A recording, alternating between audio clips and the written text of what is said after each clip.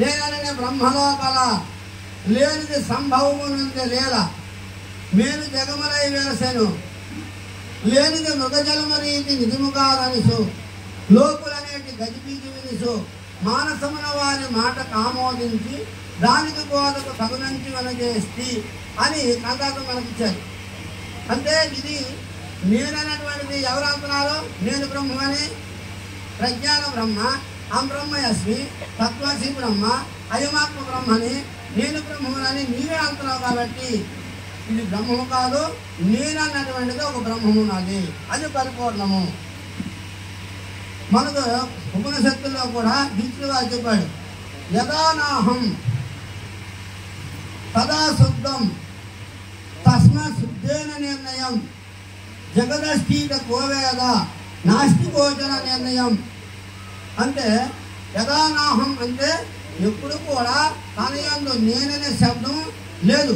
ఎవరి యందు? పరిపూర్ణమయందు నేననే ఎరుక లేదు.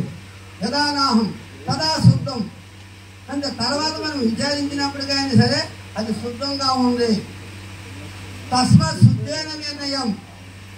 నువ్వు ఎన్ని విధానాలు విచారణ చేసినా సరే కృష్ణుడు సృష్టి ఆది నుండి దక్షిణామూర్తి నుండి ఇదివరకు మన పెద్దలు చెప్పిన ధర్మాలు మనం కూడా ఆలోచన చేస్తున్నాము. ఏమాత్రం మార్పు లేకుండా ఉంటుంది. కానీ మనకి ఇప్పుడు ఒక 10 నిమిషాల్లోనే మనం మార్పు అయిపోతాం. మన మనసు ఏదని ఎవరికైనా మాట ఇచ్చి ఉంటాము అవునా, మీకు 10,000 ఆయన అడిగితే ఆ 10,000 నేను ఇస్తానయ్యా గడిచిపోతురా అని చెప్పి ఆ అరగంట ఆయన వచ్చినప్పటికంటే మారిపోతాం. అంటే ఇస్తే ఇస్తాడా ఎవడు అని, ఒరే నీకు అన్నాను కానీ డబ్బులు లేవు అనేసి మనిషి కూడా మాట 10 నిమిషాల్లో మారిపోతాడు మానవుడు. కాబట్టి అట్లా మార్పు లేనటువంటిదే పరిపూర్ణం. అలా ఎరుక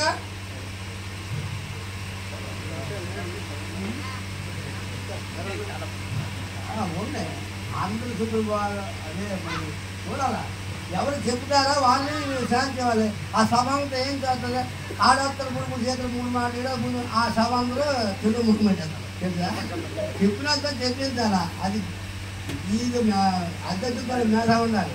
సరే ఆపుకుంటాను నాకు 10 నిమిషాలు ఇవ్వాలి. కాబట్టి అహమనదు కదా అఖిలము, అహమన్నదో లేదు చూడదు అది నిజమే కదా. అహమను గుర్తించదు కదా, అహం ఉదయించేటి వరకు అది ఉన్నది కదా. అహమే విశ్వమై నిలిచింది కదా, అహమే ఈ ముచ్చట్లు అన్నిటిని ఎరుగును కదా. అహమే నేనని ఎరిగితే సరిగదా అని చెప్పాను. అంటే నేను అహం అనదు, అంటే నేను బ్రహ్మమునందు, నేను విష్ణువునందు, నేను పరిపూర్ణమునందు వేదాంతుంది ఎరుకాంతుంది కదా. అహం అనదు కదా. అసలు అహం ఉన్నదో లేదు చూడదు.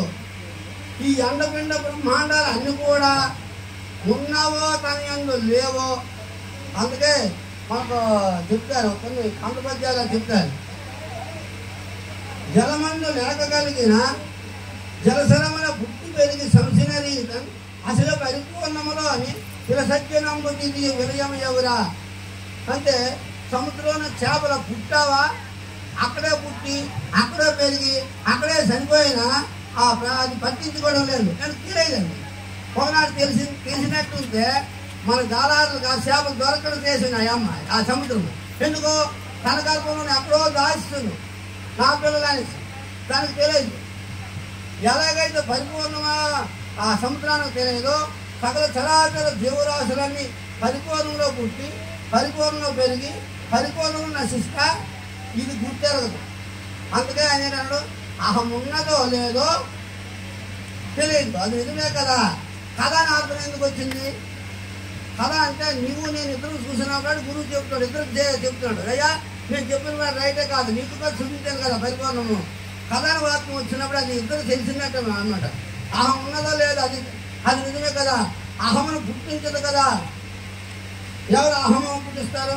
సృష్టిరహితమైనటువంటి సృష్టికారణ బ్రహ్మమందు ఉత్పత్తి స్థితి లయములు వస్తేన ఆకర్షణ 5 కర్మలు నిరంతరం జరుగుతాయి. సృష్టిరహితమైనటువంటి బ్రహ్మనందు సృష్టికి లయాలు ఏవి కూడా జరగవు. అందుకే అహమేతను ఈ విశ్వము కృష్ణబాబు కందం చెప్తాడు. అహమే తన ఈ విశ్వము, అహమే జీవేశ్వరున, అహమే తదైకం, అహమే అహమక మూలము, అహమనిగిన అనిగనాన్ని అనిగ చరిత్ర. అహమనగా నేననే పదార్థం, అదే ఆత్మ. ఆ ఆత్మ ఎక్కడి నుంచి వచ్చింది? గురుస్వరూపం నుంచి.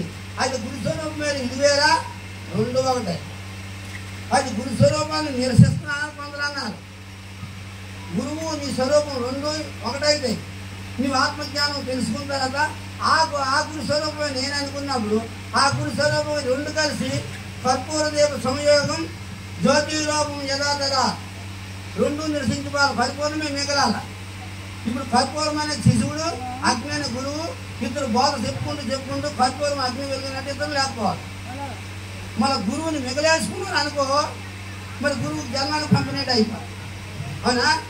అంతే ఈ ధర్మం అనేది కొంచెం చిక్కులో ఉంది. గురు ధర్మం ఎంతవరకు మనం తీసుకునేలాలో ఆ రకమనే చెప్పేసి గురువు మనతో పాటు సమానమని చెప్పేసి మనం కించిత పరచకూడదు. కానీ లేని స్థితిని చెప్పాలి. కాబట్టి అహం ఉన్నదో లేదో అది నిజమే కదా, అహమును గుర్తించదు కదా, అహముదయించేటి వరకు అది ఉన్నది కదా. అంటే ఈ అండపిండ బ్రహ్మాండాలు అన్నీ పుట్టుక ముందే ఆ పరిపూర్ణం ఉన్నది అనమాట. అహముది ఉన్నది అది నిజమే కదా, అహమును గుర్తించదు కదా. అహమును గుర్తించు అహమే విశ్వమే తెలిసింది కదా, అహమే తాలేనని అడిగిపోయాడు కదా. అహమే ఈ ముచ్చట్లు అన్నిటిని ఎరుగును కదా అని అన్నప్పుడు అంటే ఏమని ఎరిగింది? అహమని అనదు ఎవరు? అచలము.